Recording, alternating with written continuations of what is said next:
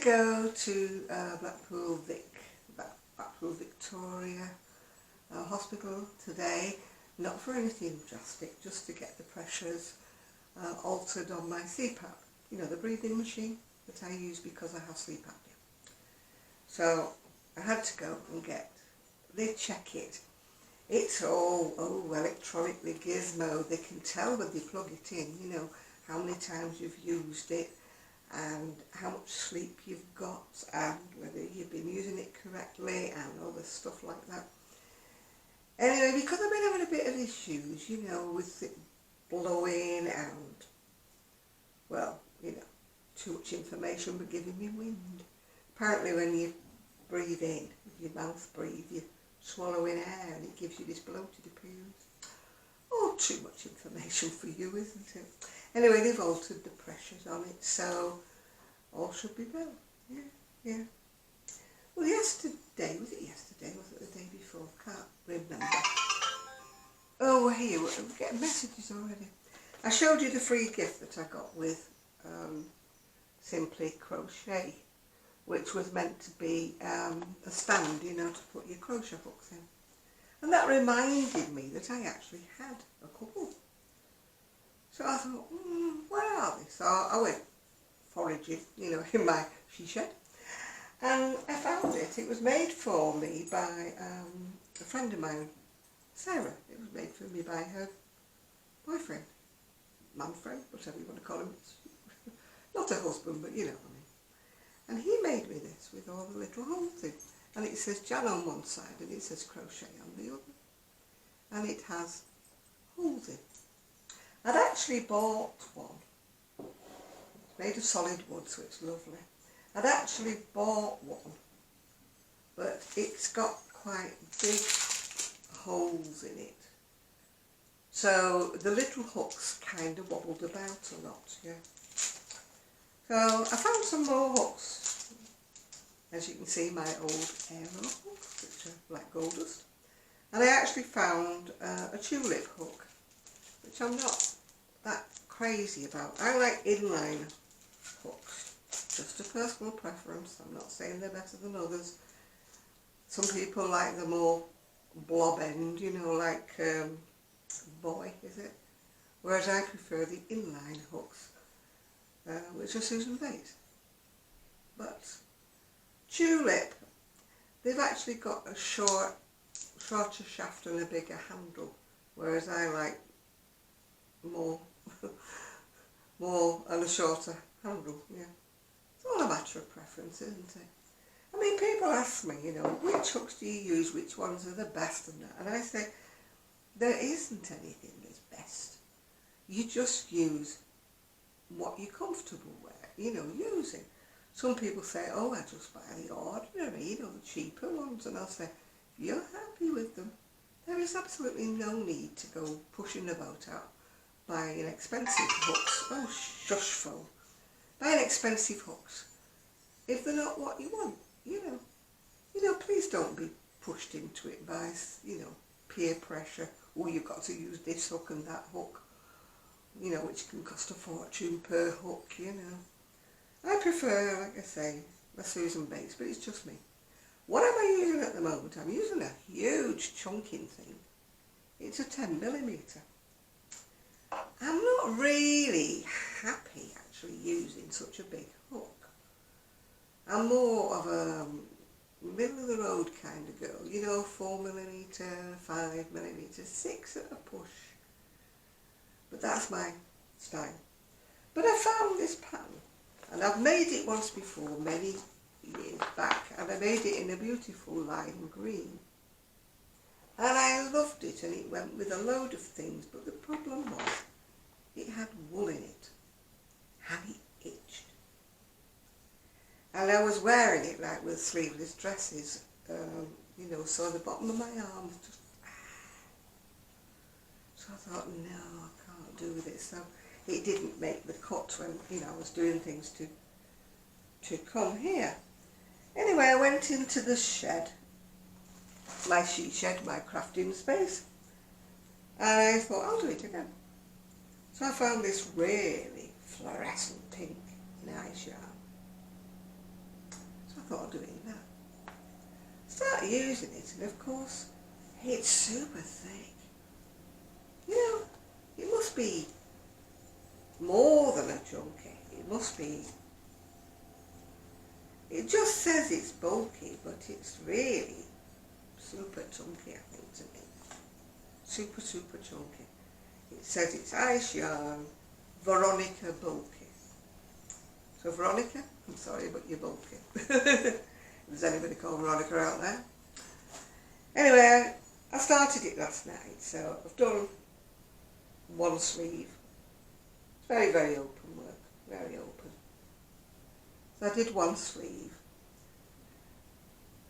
Don't ask me why I started with the sleeve. I think I started with the back, but then I thought, I've only got 8 balls. What if it takes more than 1 ball for the sleeves? I'm in trouble then, because I don't have enough. So I started the sleeve. Anyway, 1 ball did the sleeve. So that's 1 ball, and I started the other sleeve with the other ball. So that'll be 2 balls for the sleeves. Well, a bit more, because it's got a fancy edge, you know. So that still leaves me 6 balls, doesn't it, to do the back of the 2 fronts? Yes, I'm going to do it. There's the one good thing about ice yarn is they always have good yardage. You know, whatever they have is good yardage on everything. And I've still got lots of it for sale on my eBay. If you are in the UK. I've been up to the post office today with a huge parcel for you know, America. Oh, what a performance. I mean, it has to be this size, that size, the other size. It has to weigh so much. If it weighs more than that much, you have to send it the other way. Oh, what a performance. Anyway, my son had this bright idea. Put it in a vacuum bag. That way you can get it to the right size. So it's in a vacuum bag with all the air sucked out of it. So all the cardigans are so I thought, what if it starts leaking in transit and it starts, you know, blowing up or whatever. So we double bagged it in bags, and my son put enough tape round it to sink a battleship, you know. So if it doesn't really have any room to expand if it does start puffing up. But I must warn the lady, you know, that I'm sending it to, that it does look like it's a small package, but it's actually going to go when she lets the air in. But at least it passed the test, size-wise. But what a performance going to the post office. Wasn't my usual people in the post office. It was, I don't know whether they're on holiday or what. But it was 2 girls in there, you know, really jobs worthy. You know what I mean? She goes, oh, you've got the wrong customs form on that. You need a bigger customs form with more of a declaration. I said, right, okay. Give me the other customs form. So I'm filling it in merrily, and she goes, oh, you need the phone number. I said, my phone number? And she went, no, the phone number of the person that you're sending it to. It was at home in an email. No good ringing because nobody could have found it, only me. So I lumbered this heavy parcel in. So I said to her, do I have to take it back home? Can I not just leave it here? Anyway, she, oh no, we're not supposed to do that, we're not supposed to. I said, I've only got my mobility scooter. You can see that I'm obviously handicapped, you know, with walking and stuff. I have to look at. Anyway, eventually she agreed I could leave it there. So I had to make my way all the way back again. Bear in mind, it's quite a distance to the post office. All the way back again. And trawling through all the emails to see if my lady had given me a phone number. Fortunately, fingers crossed, she had. So I fills it all in. Back again I goes. Cue out the door. Out the door. I'm okay sitting, I'm okay walking to a certain extent, standing, No, hadn't taken my crutches, hadn't taken my stick. So I'm like sort of going from one foot to the other thinking, don't let your feet collapse, don't make a fool of yourself by going on the post office floor. Anyway, I did manage it. But oh my goodness me, it's no wonder they had a queue. You know, they were doing somebody's car tax and they were like, oh well, we got this and that. They were having a discussion, something about a green slip. I don't understand but that. Got a car tax. And she's going, no, well, when I came in last week, they give me this and they give me that. Oh, well, they did it wrong. They did it wrong. And I'm like, oh, for goodness sake, start arguing amongst yourself and just get the queue down, you know, because the queue was out the door.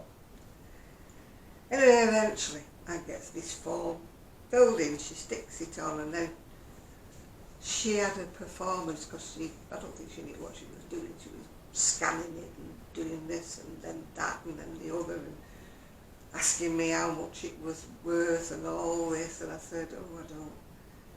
So I couldn't really put what it was worth. I just said, how much is it insured for?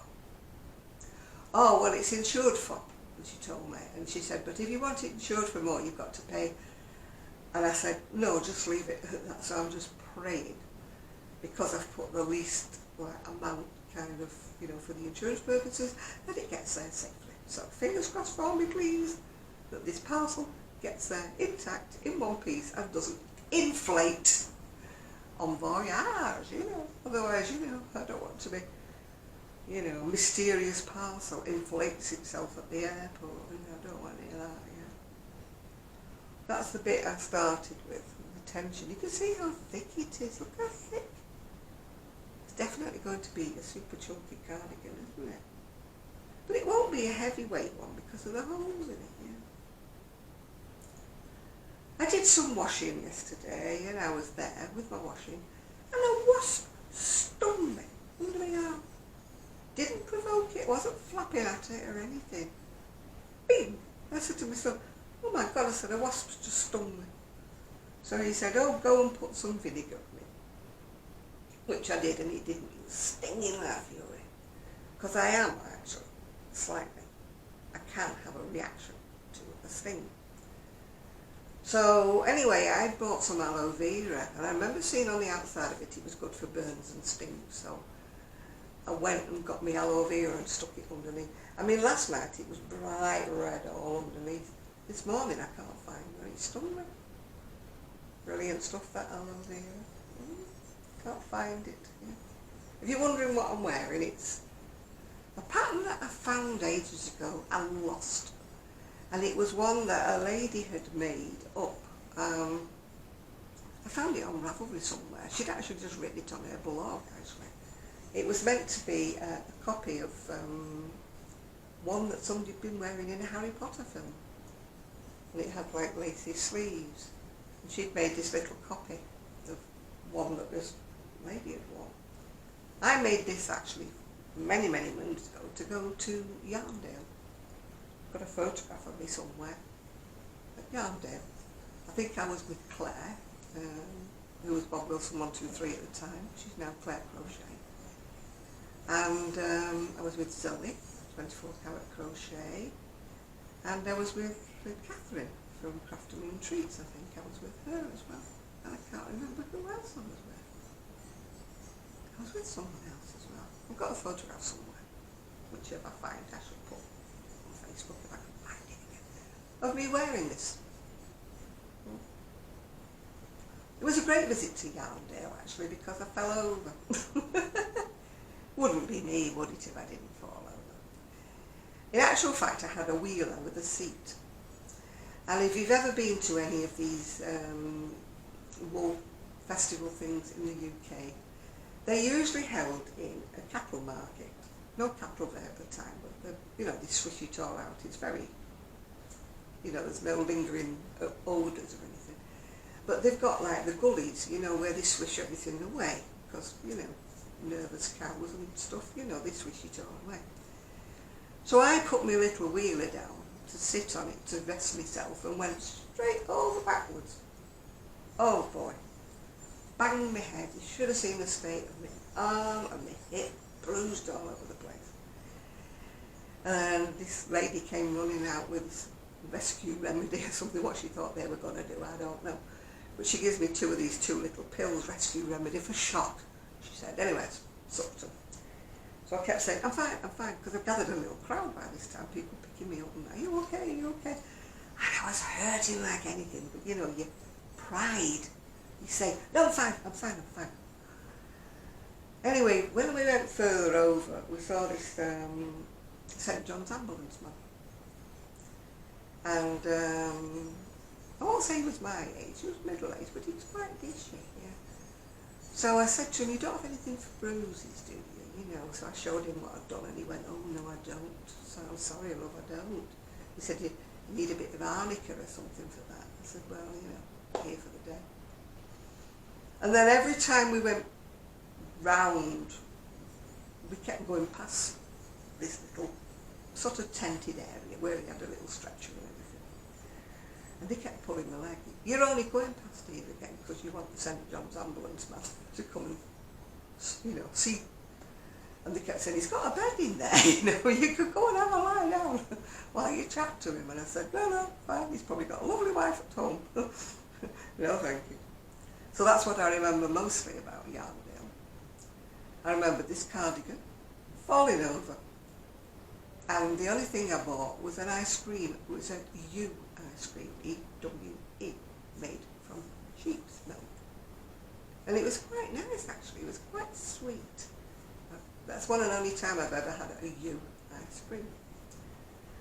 So everybody else bought tons of yarn, wool, whatever. Well, it was wool because it was proper wool. It was, you know, Yarndale. Everybody else bought tons of wool. I came away with a load of bruises and an ice cream. That was all I bought. So that's really all I've got to say, except it's been a very, very busy day. 2 trips to the post office, 1 trip to Blackpool Victoria Hospital for the CPAP machine. I went in B&M bargains. Well, I didn't go actually. My son's going in. So I just said, I gave him some money and said, just get me some of that dandelion and burdock, you know, the one I drink when I'm on my lives. They don't do it at the local B&M here. So he got me 4. So that should last me for 4 weeks at least anyway. Coca-Cola, cheers. It is diet, by the way. Diet Coke. We don't do full fat. Although I believe this isn't any better for you. Oh gosh. Can't get the lid back on. Let's take the lid off completely. You know, I've got no strength in my hands. I was like that today when I was doing something up. I was like trying to open something. Could I open it? Could I? I mean, last week at Knit Club I had to hand my drink to somebody else to open because I couldn't turn the... Oh, it's great when you get arthritis in your fingers, isn't it? Thankfully it hasn't stopped me from doing my knitting on my crochet yet. So, that's what I'm doing here. I did try to make... a lady had inquired about a matinee jacket that I put on from ages ago, and she inquired about it. Should I want to buy it? And I thought, well, I've got one in the shed. No, I haven't got one in the shed. But I did have some yarn in the shed, so I thought I'll use that. But it's quite harsh. So I'm going to wait until Wednesday when I go down past the Naked Sheep, and I'll go and get a ball of 4-ply white in there. I like soft. For babies, soft. I don't want anything. It may have softened up if I'd have put it in fabric softener, but it just felt harsh, and I thought, no, I'm not going to make it and then tell the lady I've made it, and then it turns out to be a bit on the harsh side. You know, babies have got delicate skin, from what I can remember. My baby's 54. But babies have got delicate skin, haven't they? So, you know. I mean, I can remember my son actually, somebody bought him a little cotton suit when he was little. And it was quite harsh round the neckline. It had like a binding. And it rubbed a little mark on his neck. And I washed it a couple of times to try and soften it, and it never softened, so it just got passed over because I wouldn't put it back on him again. I didn't want him being, you know, with a sore mark on his neck. thought they would have made things softer, wouldn't you, for a baby? The rest of the little suit, well, in those days they used to be like a little romper suit, little shorty things and a little blousey top. Not like today where they stick them in elbows, but you would have thought they would have put something softer around the neckline, wouldn't you? But it definitely was harder even after a couple of washes.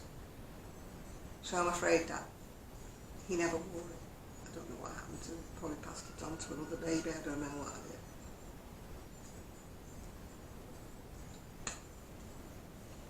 But my baby, my son, had quite a wide neck. It runs in the family.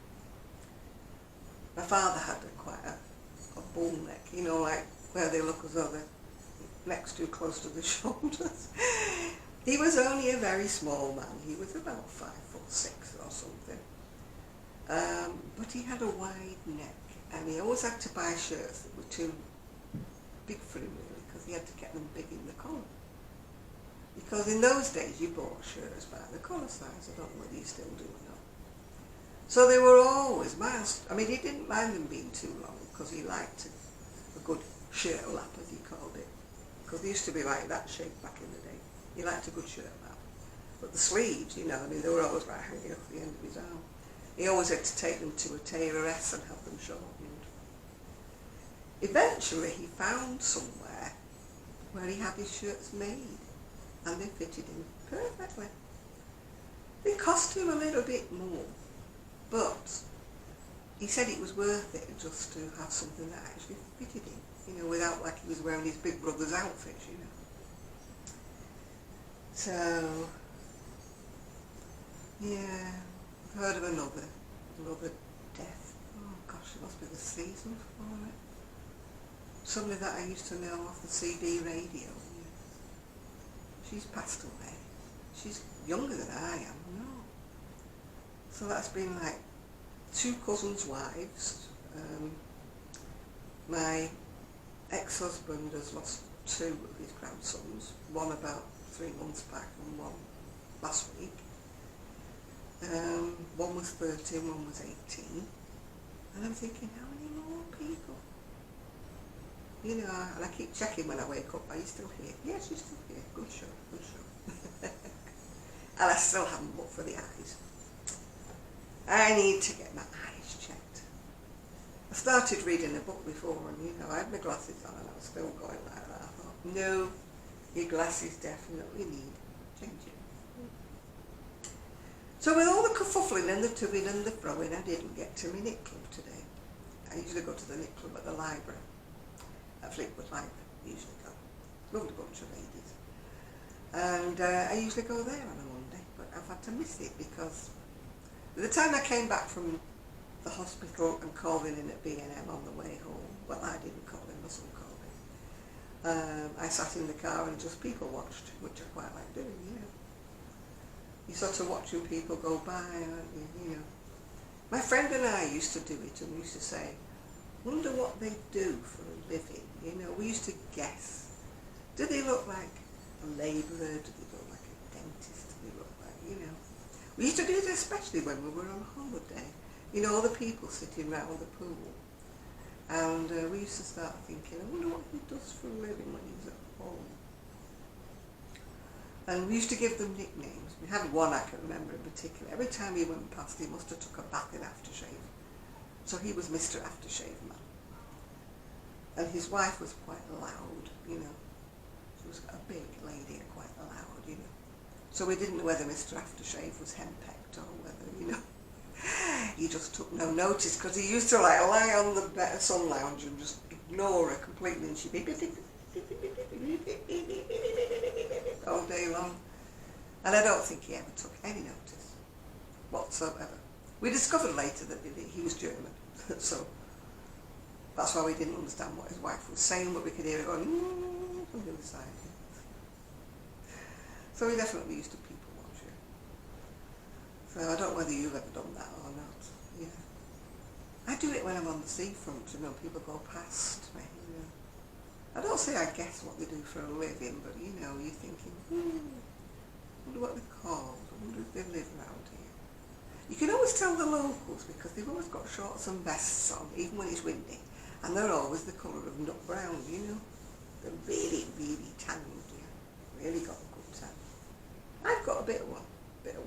You can see it because it's white on the other bit. You can tell it's a natural tan. It's not sprayed on or anything like that, yeah. But, yeah. So I was going to say something else, but I can't remember what I was going to say. It will have to do for another day, won't it? I will be going to knit club, all being well, tyres permitting and everything else permitting. I will be going to the knit club at Cleveland on Wednesday, and the other one local to me on Wednesday night, yeah. All being well, that's what I shall be doing. So tomorrow I shall be dog watching. My daughter-in-law always goes to see her grandchildren on a Tuesday. And my son wasn't working, but they messed up his schedule, so he is working tomorrow, so it'll just be me and the doggies. Rosie has been good so far. She has not dug any more holes in the garden, because they went out with the grass seed when it was really hammering down with rain the other night. We had, oh, I told you, thunder, lightning, it was awful. I mean, where I used to live in Prestwich, they have this park life at Heaton Park, and I believe the people there got drenched. Don't like park life. I'm too old for any of the acts. I've never heard of the people who are singing there. I'm like, who are they? Who are them? The last person I ever heard of that I knew was Oasis, so that was a while ago before they split up. But even then, by the time it reached my house, it sounded like caterwauling, you know. Everybody's going, oh, weren't Oasis good? And I said, well, you know, from a mile away, no, they weren't that good really, yeah. But the worst of all was when they had the punk concert. I mean, I know a lot of people love the punk music, my friend included. But when it's coming across, like, the town and it reaches me, all it sounded like was people shouting at the top of their voices, like that, you know. Couldn't hear the music, you couldn't hear the beat or anything like that. You just heard this person screaming. And I'm sitting there thinking, oh, Lord help his lungs, you know, Lord help his throat, he must go home and have to gargle with something strong, you know. But we shall see. Sounds like people are wandering about.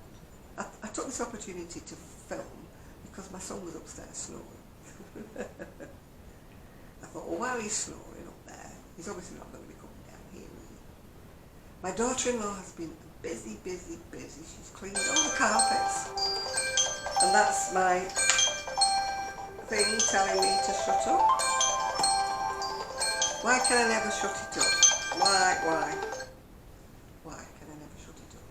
Yes, she's cleaned all the carpets and made my living room carpet looks lovely. Anyway, I shall speak to you all very soon when I have something else to tell you. So bye for now.